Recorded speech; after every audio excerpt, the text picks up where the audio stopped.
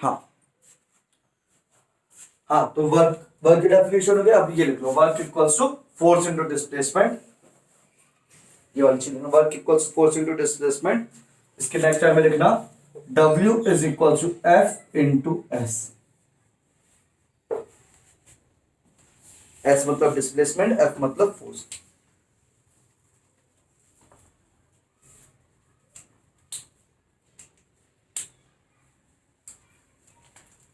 ठीक है, फिर लिखना unit of work is SI unit, ऐसे लिखना SI unit of work is newton metre और जूल।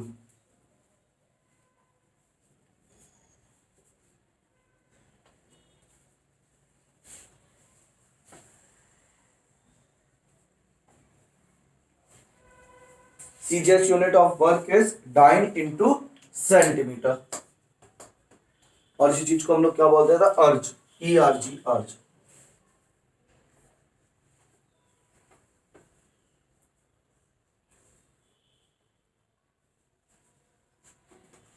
ठीक है, समझ में आता है।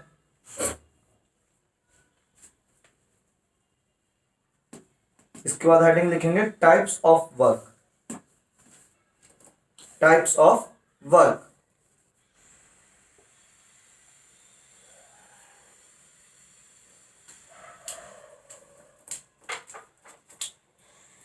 ठीक है।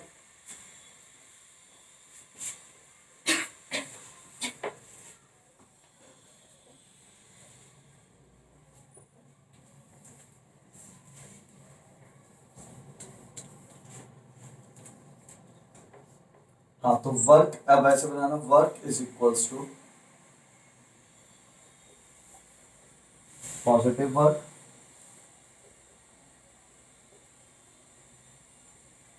Negative work,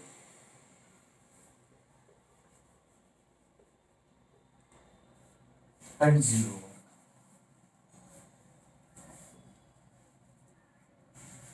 positive work, negative work, zero work.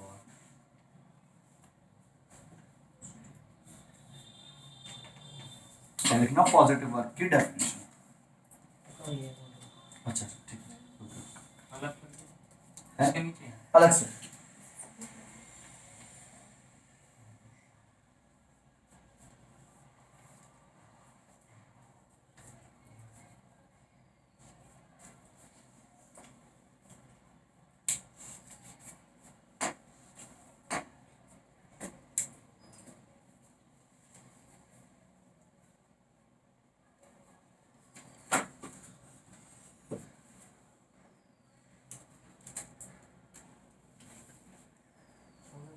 हो गया। देखो, positive work, if the displacement of the body, if the displacement of the body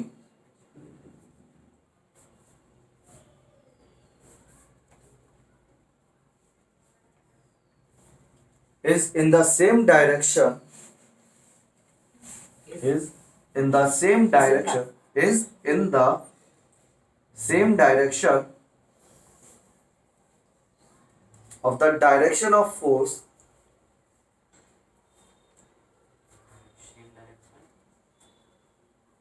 the same, क्या बोला, is in the same direction of the direction of force, of the force, in the same direction of the force, in the same direction of the force,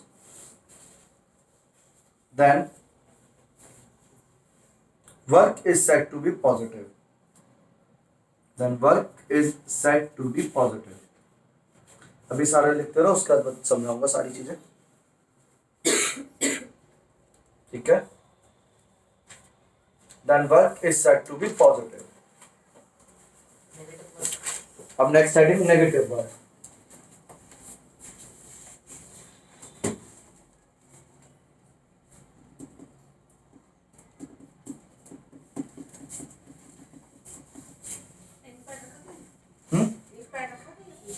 अब तो नहीं है, वो नहीं, हो इससे नहीं करता, तो उजाले से कर लो।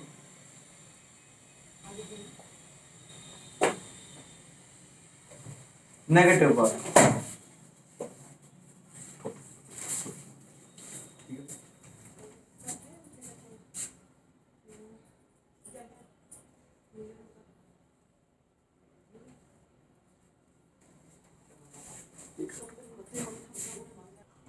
चलो, नेगेटिव वर्क क्या है? If the displacement of the body,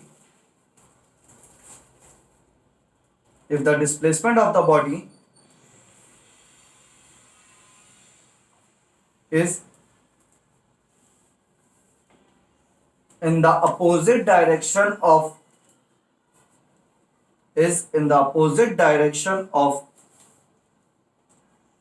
force,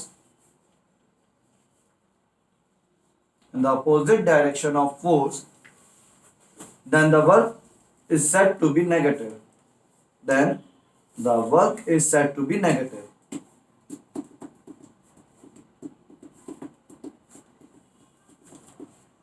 next लिखो जीरो, नहीं इसका आगे लिखो फॉर एग्जाम्पल, इसका आगे लिखना for example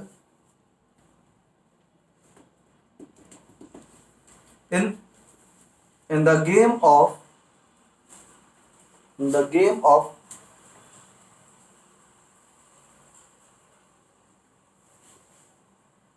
tug of war, in the game of tug of war,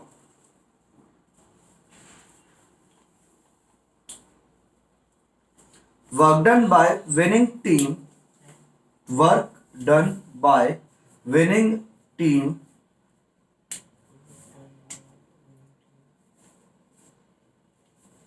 is said to be positive work,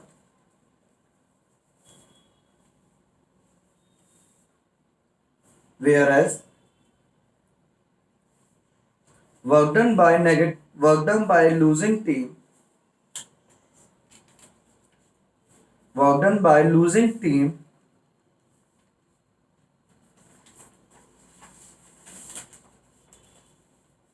is said to be negative work.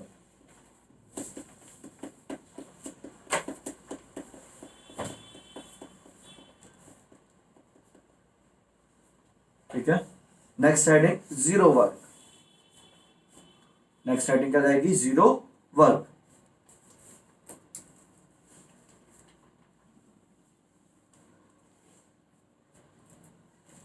लिखो if the force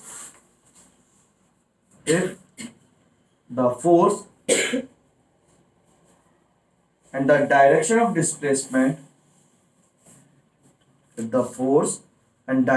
displacement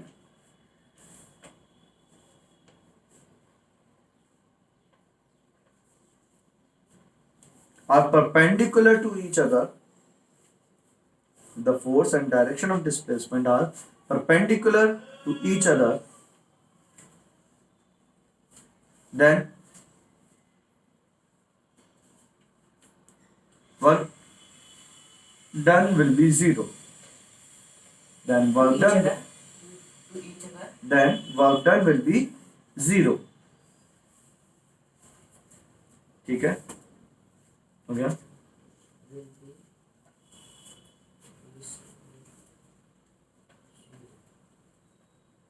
next लिखना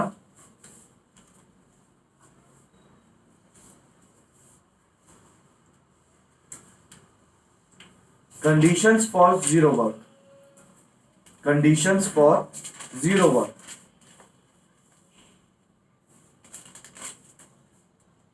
ठीक है, first point,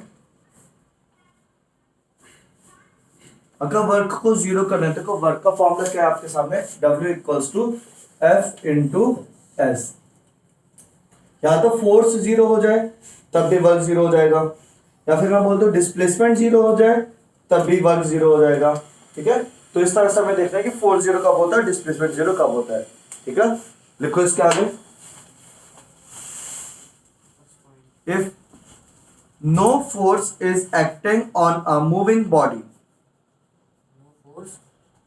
if no force is acting on a moving body, if no force is acting on a moving body, that is i.e. मतलब that is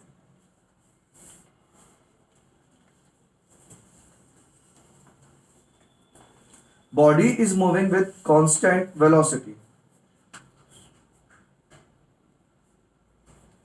that is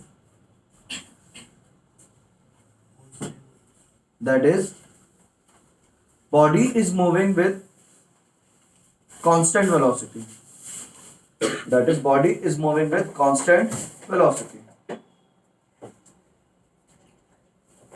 ठीक है, second point,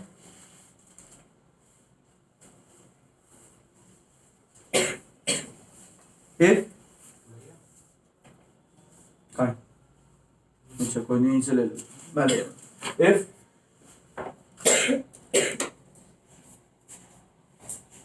if the displacement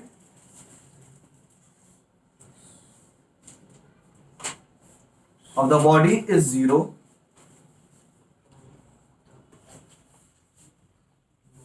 if the displacement of the body is zero, that is next way बोलो,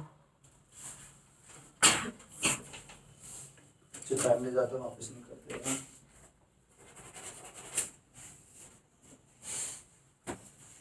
भैया किसी का accept है, लाल नीला पीला कुछ, हाँ कल बोला मैंने, that is body does not displaces, that is body does not displaces. For example, displaces,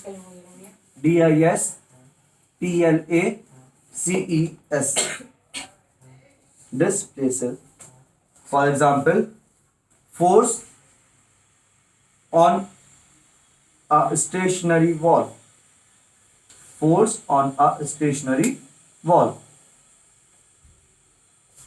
stationary wall दीवार. नेक्स्ट पॉइंट, 2 पॉइंट हो गए ना. Third point, if the displacement of the body is zero, if the displacement of the body is zero,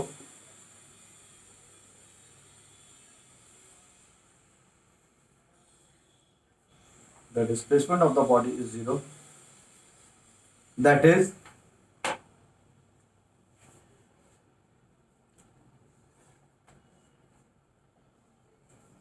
body moves from a point, that is body moves from a point and comes back to its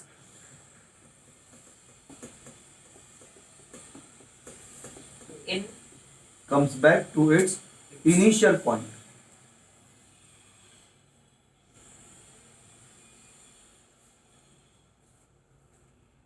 ठीक है, next point,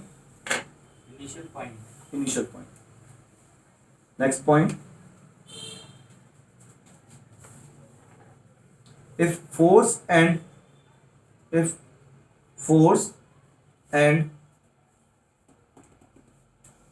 displacement are perpendicular to each other, if force and displacement are perpendicular to each other,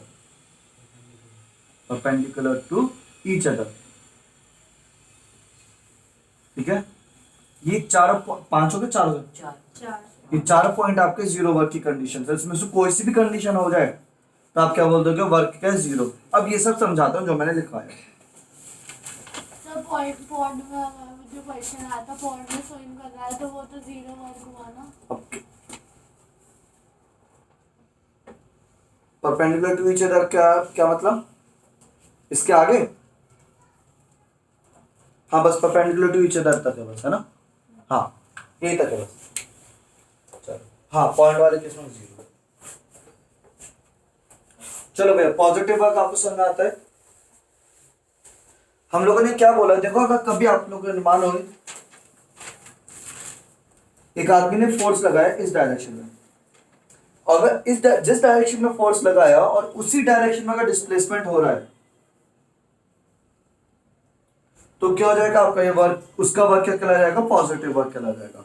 मतलब उसने force इस direction में लगाया और जब भी उसी डायरेक्शन में रहा है तो वो क्या हो गया आपका पॉजिटिव वर्क हो गया। बात समझ में आ रही है। नेगेटिव वर्क क्या चीज है कि वो फोर्स तो इधर लगा रहा है लेकिन डिस्प्लेसमेंट उल्टी डायरेक्शन में हो रहा है। उसी के पास हो रहा है। हाँ, ऐसा पॉसिबल क्या है वो मैं एग्जांपल बताता हूँ उसका।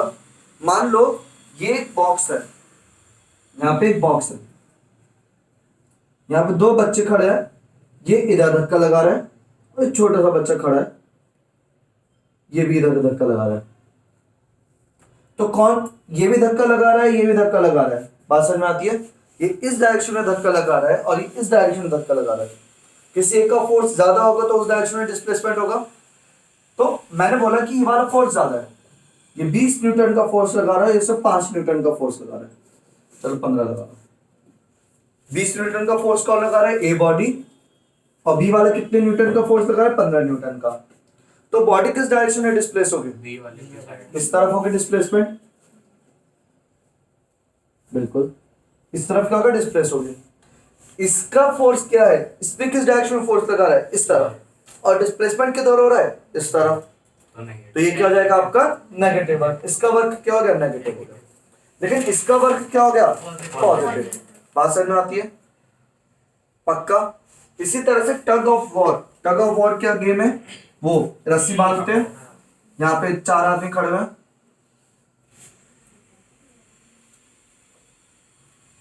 चलो 2 ही बना रहा हूं, ठीक है। इधर से भी 4 आदमी खड़े हुए हैं,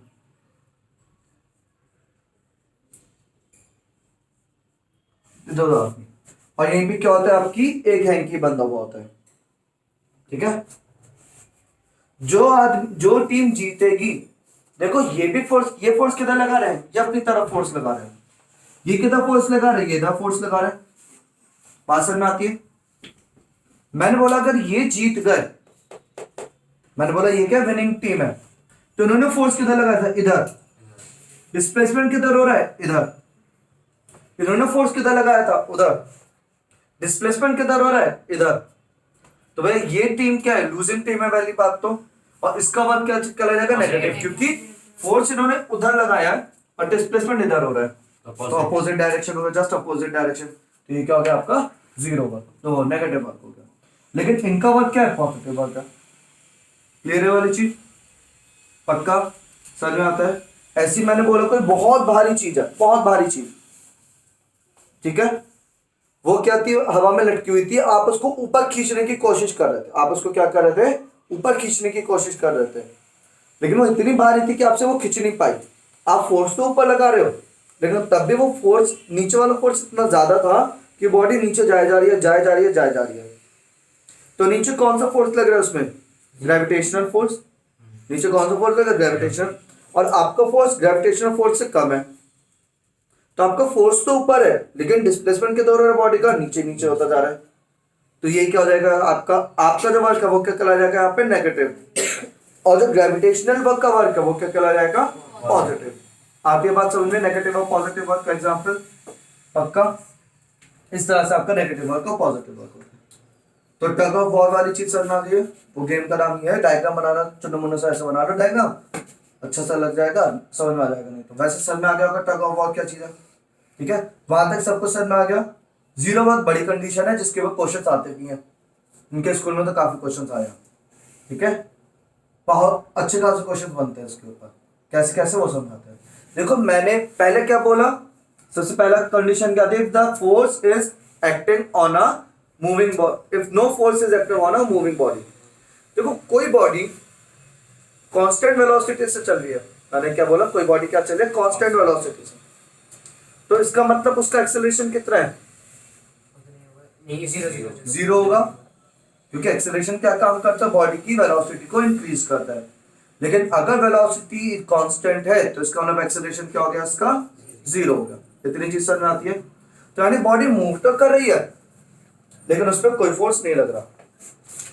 तो इस केस में बॉडी के अंदर डिस्प्लेसमेंट तो है लेकिन फोर्स क्या है उसका, जीरो है, क्योंकि एक्सेलरेशन जीरो है, और एक्सेलरेशन जीरो होने का मतलब क्या है, फोर्स जीरो, क्योंकि फोर्स का फॉर्मूला क्या होता है, force is always equal to M into A. अब ए ही जीरो है तो फोर्स जीरो तो वर्क जीरो। डिस्प्लेसमेंट जीरो नहीं है, बॉडी डिस्प्लेस कर रही है, यहां से यहां पहुंच गई, लेकिन क्योंकि वो कांस्टेंट वेलोसिटी से चल रही थी, इस वजह से उसके अंदर कोई एक्सेलरेशन नहीं था, इस वजह से उसके अंदर कोई फोर्स नहीं था, इस वजह से उसका वर्क भी क्या कहला जाएगा, जीरो कहला जाएगा। आगे फर्स्ट कंडीशन सर में, सेकंड कंडीशन क्या बोली गई है, if the displacement of the body is zero. मैं दीवार पे फोर्स लगा रहा हूं, सुबह से लेकर शाम तक लगाए पड़ा, लेकिन खिसकी नहीं, तो क्या मैंने कुछ काम किया, नहीं, तो मेरा वर्क क्या हो गया, वहां पे जीरो हो गया। बात समझ में आती है। ऐसी दूसरा थर्ड केस क्या है, मैंने अभी देखा कि एक चेयर यहाँ रखी हुई थी, मैं नीचे गया, इतनी देर में आदि बोला कि भैया मैंने ये वाली चेयर को खिसका के वापस वहीं रख दिया, मतलब मैं इसने क्या किया, चेयर को खिसका वापस वहीं रख दिया। तो जब मैं दोबारा आऊंगा तब मुझे क्या लगेगा, इसने कुछ काम किया ही नहीं, क्योंकि जो सामान जहां पड़ा होता वहीं पे सामान अभी भी है। तो मेरे अकॉर्डिंग क्या हो गया, इसका काम क्या हो गया, जीरो, मतलब डिस्प्लेसमेंट किया, लेकिन डिस्प्लेसमेंट करने के बाद वापस वहीं रख दिया इसने सामान, तो डिस्प्लेसमेंट क्या हो गया उसका, जीरो। डिस्टेंस तो ट्रेवल किया उसने, बात समझ में आता है, डिस्टेंस जरूर ट्रेवल किया, लेकिन डिस्टेंस ट्रेवल करने के बाद लेकिन डिस्प्लेसमेंट क्या हो गया, जीरो, क्योंकि जो स्टार्टिंग पॉइंट था उसका वही वापस उस जगह आ गया, तो डिस्प्लेसमेंट उसका क्या हो गया, जीरो। तो डिस्प्लेसमेंट जीरो, फोर्स भी लगाया उसने, बॉडी को मूव भी कराया, लेकिन क्योंकि इनिशियल कंडीशन और फाइनल कंडीशन सेम थी, तो हम लोगों ने बोल दिया डिस्प्लेसमेंट क्या हो गया, जीरो, तो वर्क क्या हो गया, जीरो। तो तीनों पॉइंट समझ में आते हैं, पक्का, कोई प्रॉब्लम तो नहीं है। लास्ट कंडीशन बहुत इंपॉर्टेंट कंडीशन है, वो समझते ध्यान से, ठीक है। हाँ भाई, अभी ज्ञान तो मैं समझ में आया।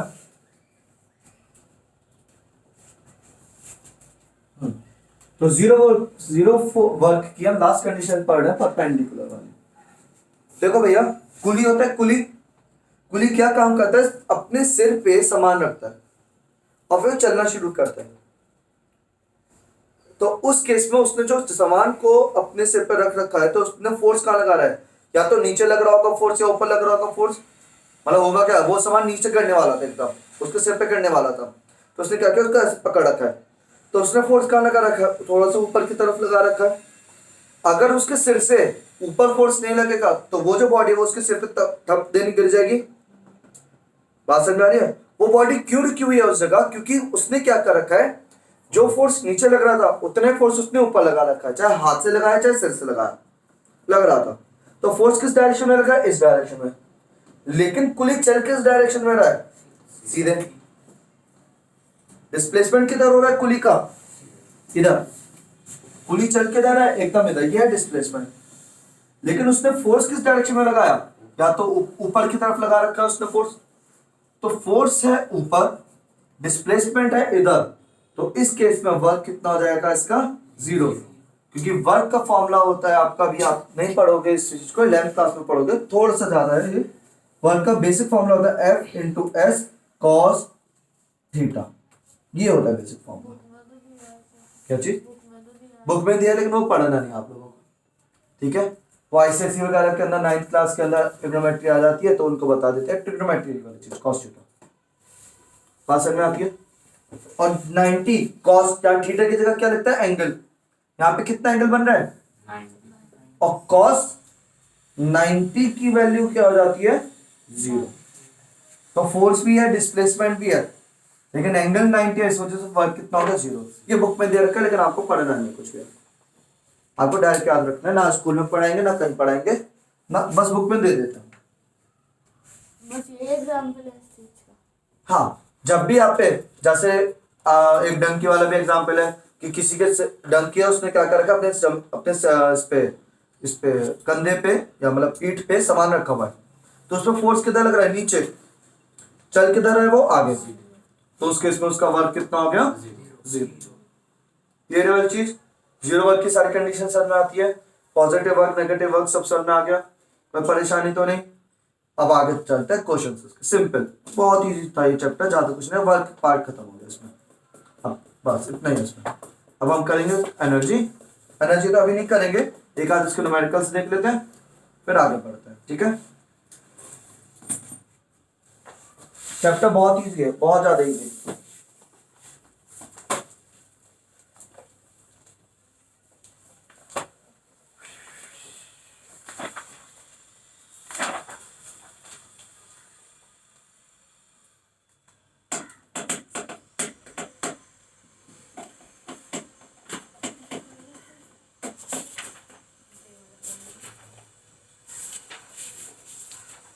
लिखो,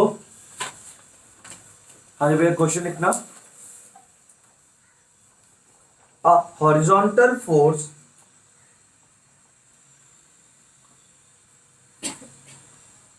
of 10 Newton, a horizontal force of 10 Newton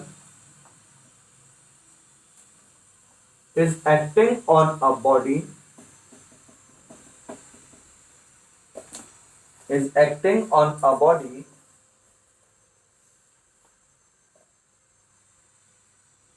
placed over smooth surface, placed over surface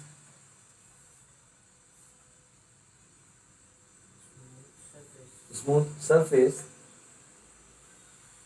such that it displaces the body,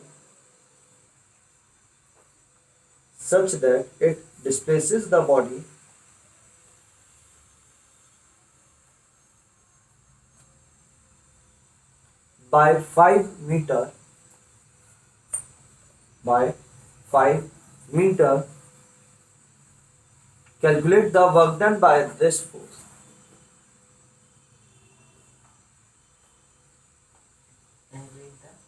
Work done by this force. हो गया, आंसर आ गया। 50 सिंपल, यूनिट क्या लग जाएगा? 50 जूल, यूनिट भी लगाना है। Calculate the work done by this force. एकदम इजी इजी क्वेश्चन, कुछ है नहीं। शुरू करें? है अभी देखते हैं।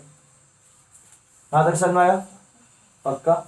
आंसर कितना आएगा? 50 जूल।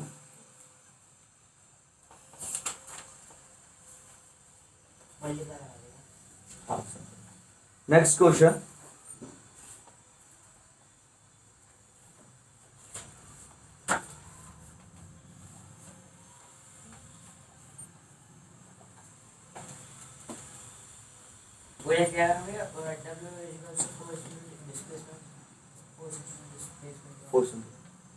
को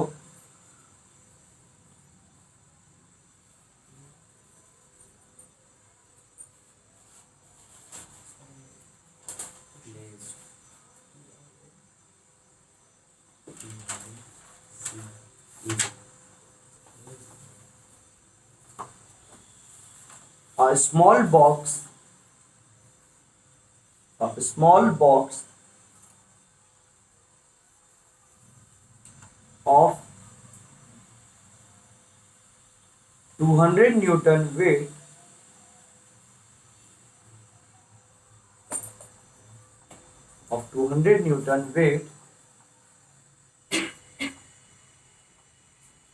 is placed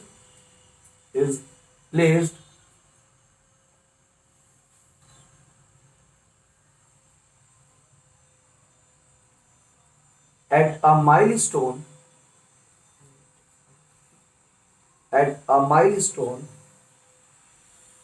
marked, M-A-R-K-E-D, marked 540 kilometer, 540 kilometre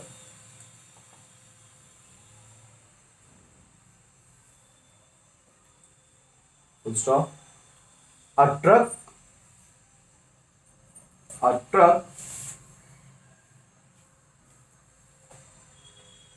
displaces this small box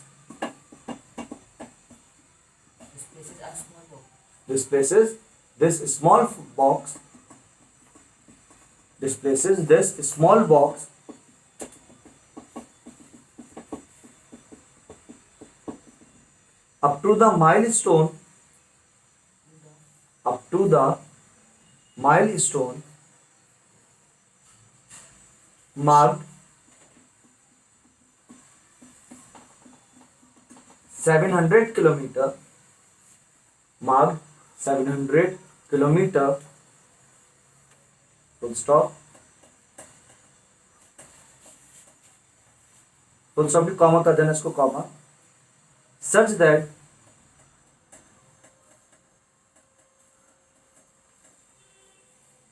force applied by the truck, force applied by the truck is equals to the weight of the box,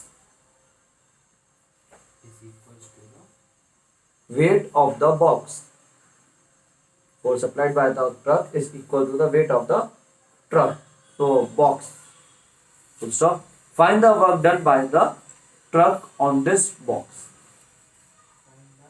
work done by the truck on this box. करो minus box.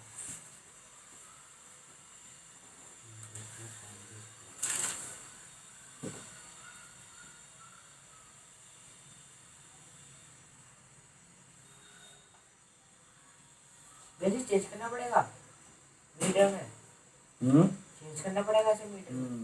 ये अच्छी तरह बोली इसने, kilometre को आपको किसमें change करना पड़ेगा, मीटर में. किलोमीटर नहीं हो सकता. क्या किलोमीटर. नहीं, ऐसे ऐसा ही यूनिट, ऐसा यूनिट क्या होता है डिस्टेंस की, मीटर. तो किलोमीटर में क्वेश्चन नहीं करना कोई, मीटर में तो हम आंसर में न्यूटन किलोमीटर यूनिट नहीं लगा सकते. नहीं, ऐसा यूनिट ही रखो. लगा सकते हो लेकिन टीचर काट सकते हो उस चीज को.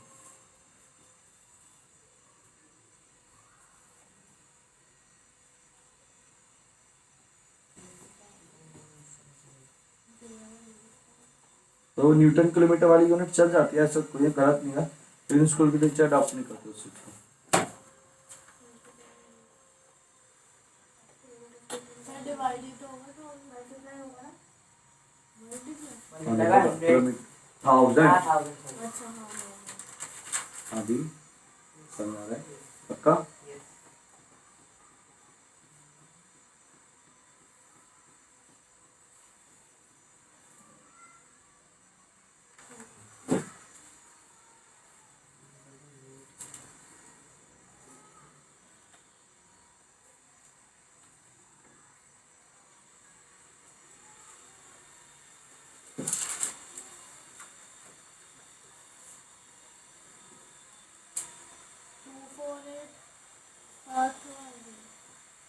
हम्म,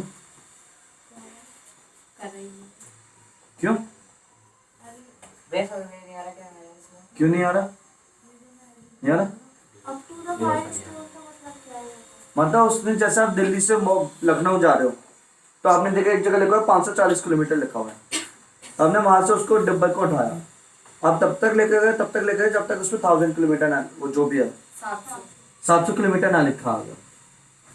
तो इसका मतलब क्या है कि आपने कितना 540 से लेके 700 किलोमीटर के बीच तक चलवाया उसको, माइनस करके उसका डिस्टेंस निकलेगा 160 किलोमीटर. 260 होगा, 260 160 160 किलोमीटर और उसकी 1000 से मल्टीप्लाई करेंगे तो 160,000 मीटर. आ गया. फिर उसकी 100 इससे मल्टीप्लाई करा देंगे 20 न्यूटन 200 न्यूटन. हाँ भैया आदि समझ में आई वाली चीज, क्या कॉन्सेप्ट है इसका. 1 2 3 4 अभिज्ञान ए अच्छा अच्छा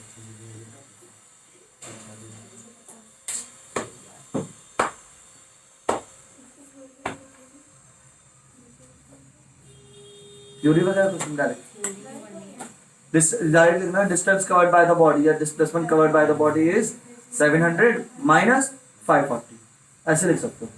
displacement covered by the body is 700 minus 540. Lakh 3 crore 20 lakh. Displacement covered by the body. Equals to 700 minus 540.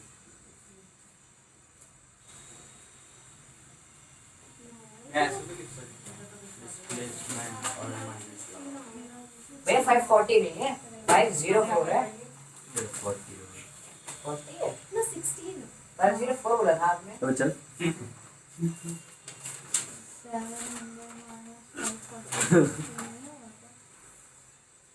आगे चले, इसका आंसर क्या आएगा? मैच कर लो आपस अरे में। मतलब माइनस 32 का कितना, 7-0 8-0? 6-0 6-0 ठीक है भाई, समझ में आ गया? जवाब आ गया यहाँ से। हो गया। हाँ